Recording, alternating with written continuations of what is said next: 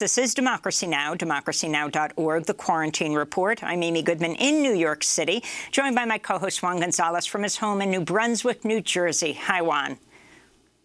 Hi, Amy, and welcome to all of our listeners and viewers across the country and around the world.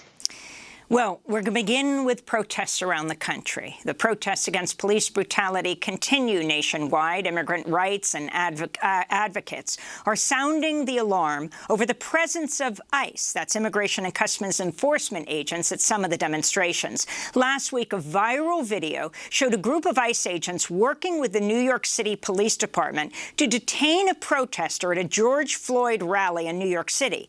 The Immigrant Defense Project said agents held the man on the ground as they pointed 3 guns at him. The man, who hasn't been identified, was handcuffed and searched. He was reportedly released after agents found a military veteran's ID on him. Immigration rights advocates say the man is a U.S. citizen of Puerto Rican descent.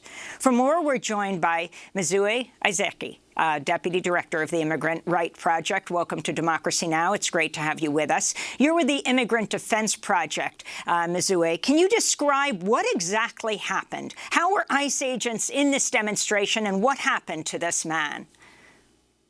Good morning, Amy, and good morning, Juan. Thank you for having me. That's a really good question. What happened and why was ICE there? You know, from what the man told us, he was walking down the street.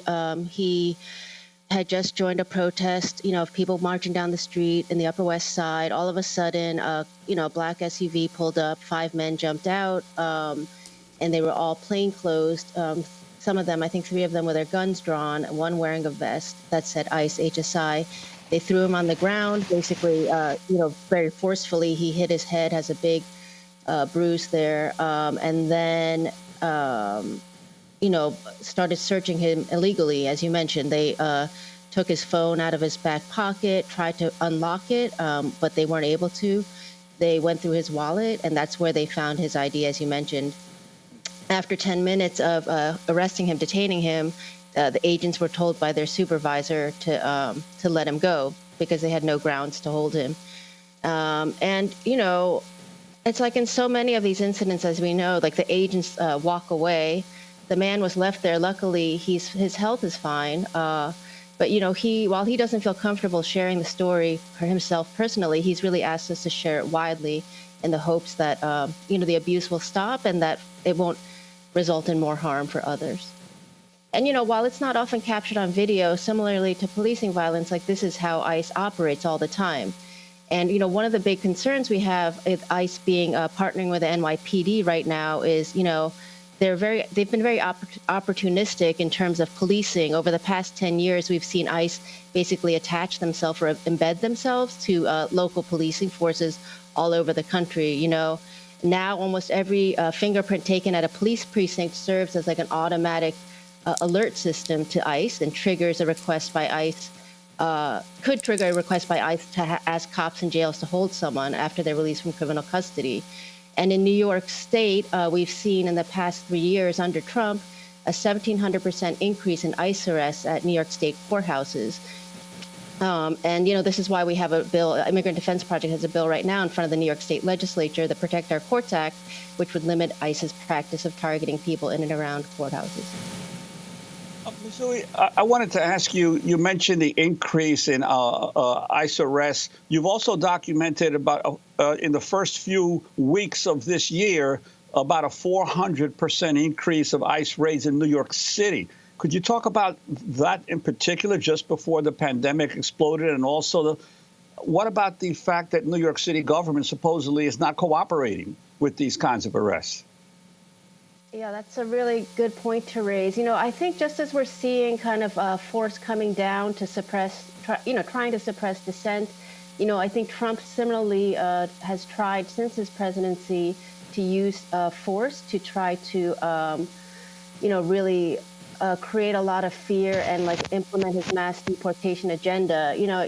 You may or may not know that, since DHS was founded, the number of policing agents has grown tremendously. We started with almost very few ICE agents, who go out and conduct raids, right? They grew a lot under Bush and Obama. And then, as you may remember, Trump, when in January, his first month of presidency, January 2017, issued an executive order calling to almost triple, right? I think the ICE force, or 10,000 additional ICE agents. And so, the other piece of his agenda has been to pressure cities like New York that have policies that protect or that limit ICE collusion with police, or local police collusion with ICE, so-called sanctuary cities.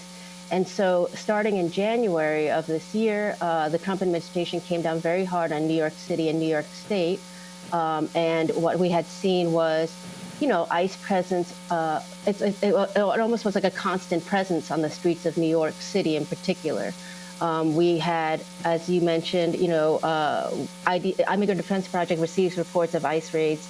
There were 400% more in the first 11 weeks, up until, compared to the last 11 weeks of the previous year, up until the time when the city shut down because of COVID, right? So we had a report of an ICE arrest the morning before, the governor declared New Rochelle a containment zone. You may remember that was one of the first areas that was really hard hit in Westchester County. We had ICE taking advantage of people being in their homes, and conducted an arrest there.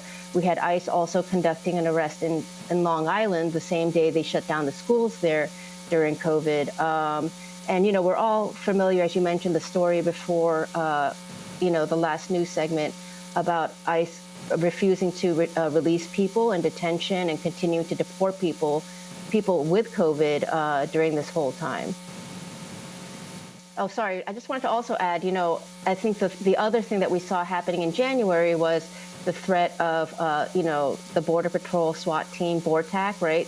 The Trump administration said that they would be sending BORTAC into cities like New York that have such policies to protect immigrant rights. And then also we saw, other tactical teams from ICE with, assault weapons standing out in the street in the Bronx and stating that they're conducting surveillance 24/7 under a program called Operation Palladium. I just wanted to ask you about the issue of New York being a sanctuary city. So why are these ICE agents in New York City tackling this Puerto Rican man? Well, I think that there's always, been a lot of, the term sanctuary city, clearly I think New York isn't a sanctuary city, right? We are seeing, a lot of abuse, violence by the state or the police towards Black and brown communities in New York consistently. And I think also, the ability of the city to limit ICE presence here, there's only so many options, right? I think, and the detainer policy is one of them. But I think the other thing that especially since DHS was founded and since post 9/11, is we've seen many forms of collaboration between local police and federal police in the form of joint task forces, or, I think this notion of this being kind of a legitimate police force. And, this is something that I think is really important to kind of raise and challenge, just like, we've heard a lot of great commentary on your show and analysis of people about what the real function of policing is, right, on a domestic level. It's really to maintain social control and an unequal status quo, right? And so, ICE is basically kind of the global police force, which also serves to maintain a highly unequal global world order, right, with the U.S. at the center of that power. And so, I think one of the things that we keep trying to challenge and fight back on is this notion of ICE policing. I think that there's a lot of mission creep that has been happening, and also a lot of freedom for ICE to be present in New York conducting these raids. And, ICE often hides behind kind of like the rule of law, like we are police, and politicians protect them in that. But, part of the work that we're trying to do is to expand our analysis around this. And, really, it serves those in power if immigration is separated from imperialism, right? There's a great quote from a Sri Lankan writer who's from London, who lived in London in the 50s, who said, we are here because you were there. And Juan, I think, as you point out in your book, Harvest of Empire, right, the long history of U.S. military and economic intervention in Latin America has shaped, the migration flows to the United States. And so why do I bring this up when you're asking me about what right ICE has to be here is I think, part of our work still is to challenge kind of the legitimacy of ICE and kind of expose their function in the global world order. Mizue, we want to thank you for being with us. Mizue Aizeki is Deputy Director of the Immigrant Defense Project, speaking to us from New York.